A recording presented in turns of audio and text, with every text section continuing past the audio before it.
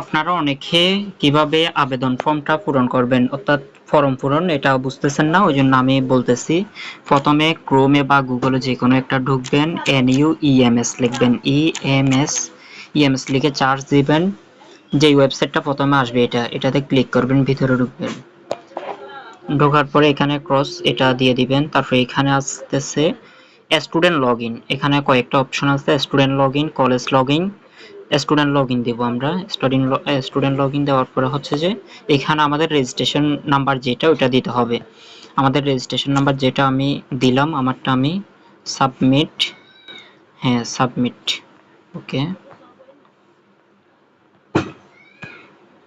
এখন আসতেছে, হ্যাঁ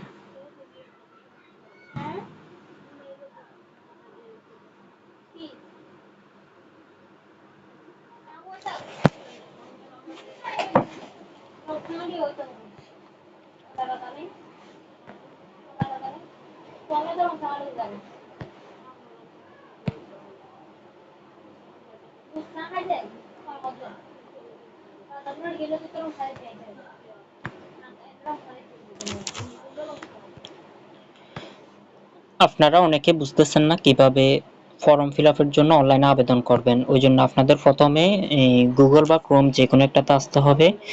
আসার পর NUEMS এটা চার্জ করে, ইএমএস চার্জ করবেন, ইএমএস চার্জ করবেন, ওকে।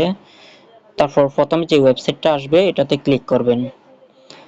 হ্যাঁ, ক্লিক করার পর এটা ক্রস দিয়ে দিবেন। তারপরে থ্রি ডট এখানে ক্লিক করলে এখানে অনেকগুলো অপশন দেখা যাচ্ছে, college, student log in, college log in. আমরা স্টুডেন্ট লগ ইন যেটা এটা দিব। এখানে রেজিস্ট্রেশন নাম্বার অর্থাৎ আমাদের যে রেজিস্ট্রেশন নাম্বার ওইটা দিব আমরা। আমারটা আমি দিচ্ছি, হ্যাঁ, ওকে সাবমিট। সাবমিট দেওয়ার পরে এই অপশন, এই পেজটা আসবে। পেজটা আসার পর আমরা এখানে নিচে দিব ফর্ম ফিল আপ, এটাতে ক্লিক করব। ক্লিক করে এখন আমরা একটু অ্যাপ্লাই নাও, এখানে যেটা নীল রঙের আছে অ্যাপ্লাই নাও এটাতে ক্লিক করব। অ্যাপ্লাই নাও এর পরে ক্লিক করে আমরা এখানে উপরে থ্রি ডট এখানে ক্লিক করে আমরা কি করব, এটা ডেস্কটপ মোডে করে দিব। ডেস্কটপ মোডে করে দিলে এই পুরো ফর্মটা দেখা যাচ্ছে। এখানে আমাদের যে যে সাবজেক্ট এগুলো আপনারা দেখে নেবেন, অর্থাৎ সাবজেক্টগুলো মিল আছে কিনা। আমার যেগুলো ইকোনমিক্স, তারপর হিস্ট্রি অফ, এটা সবারই আছে, ইসলামিক স্টাডিজ, পলিটিক্যাল সায়েন্স, এগুলো তো আমার সাবজেক্ট। আপনাদেরগুলো আপনারা দেখে নেবেন ঠিক আছে কিনা। আর এখানে এই কত টাকা লাগবে এটা দেখা যাচ্ছে, অর্থাৎ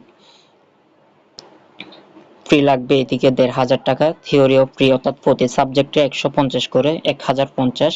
ইন কোর্স ফি হচ্ছে ২০০ টাকা, টোটাল ২৭৫০ টাকা লাগবে এটা। এরপরে আপনারা যখন বিকাশ থেকে পেমেন্ট করতে পারবেন, রেজিস্ট্রেশন নাম্বারটা দিলে বিকাশ থেকে পেমেন্ট করা যাবে। এখানে একটা নাম্বার দেওয়ার অপশন আছে, মোবাইল নাম্বার, এটার নাম্বারটা কেটে দিবেন। আপনি আপনার নাম্বারটা দিবেন, আপনার নাম্বার দিয়ে এখানে সাবমিট করবেন। সাবমিট এখানে ক্লিক করবেন।